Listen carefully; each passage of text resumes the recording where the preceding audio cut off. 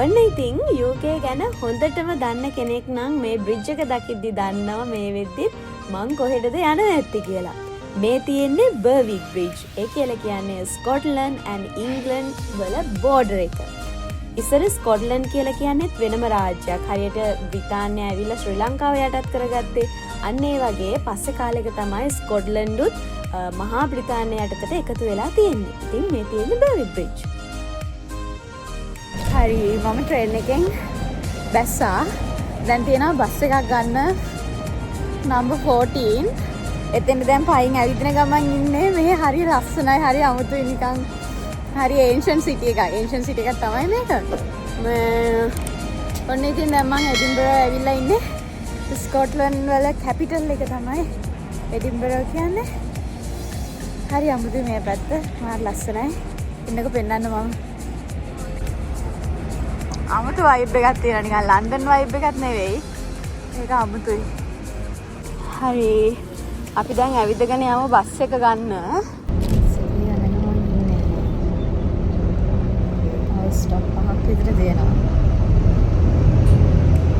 මෙහා අද හොඳට ඉර පායලා නම් තියෙනවා. මට සීතලේ නැතුව මම ඉවලයි කියලා බයෙන් ආවේ. හැබැයි ඉර පායලා හොඳට. තාෂක දුරයි තියෙන්නේ.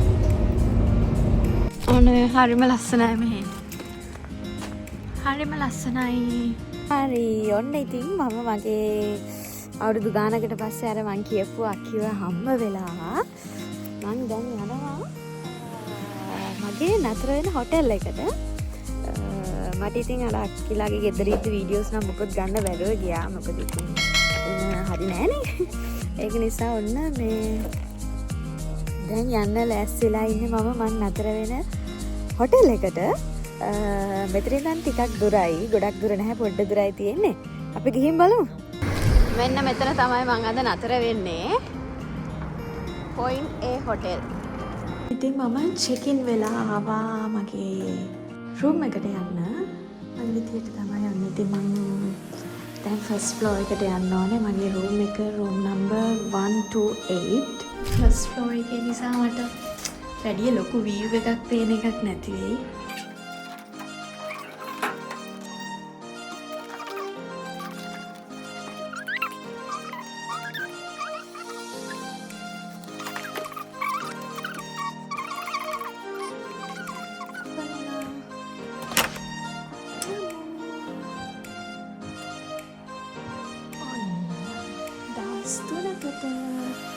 මේක තමයි මගේ room එක.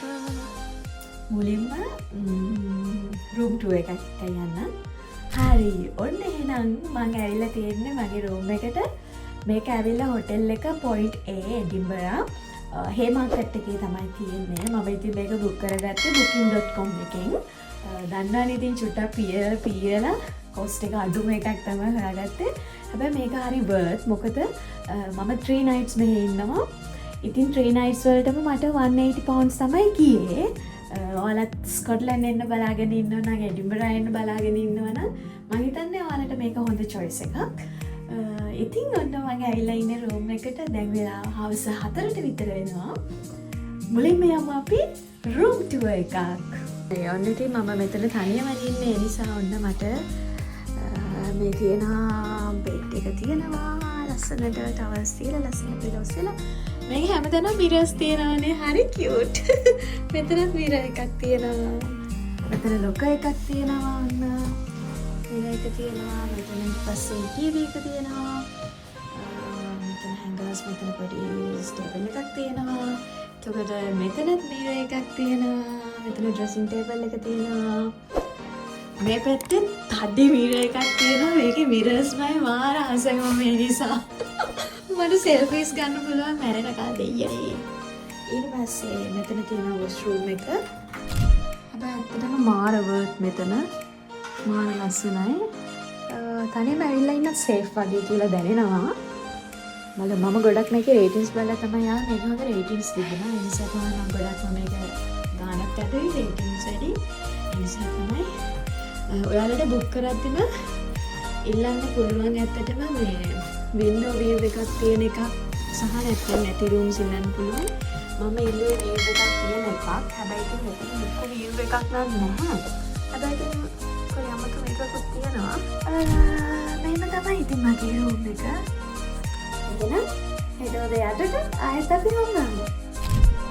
ඔන්න ගයිස්, ඔය විදිහට තමයි මම එඩින්බරා වලට ආවේ.